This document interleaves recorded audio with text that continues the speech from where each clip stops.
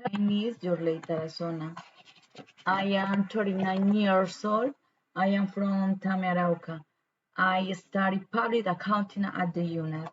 At Christmas, I shared a Christmas dinner with my husband, my dad, my parents, and siblings.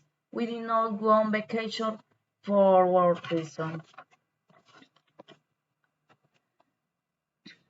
Plantain are key.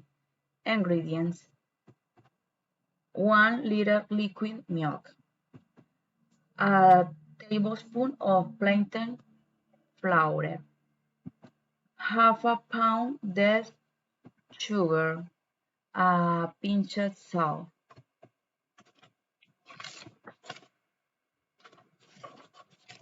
Preparation. Number 1. In a saucepan, heat the liter of milk over medium heat. Number 2. Add sugar and a pinch of salt. Number 3. Dissolve the plantain flour and add to the milk. Number 4.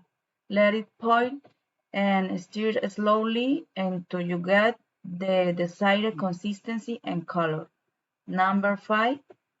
Turn up left rice and tains.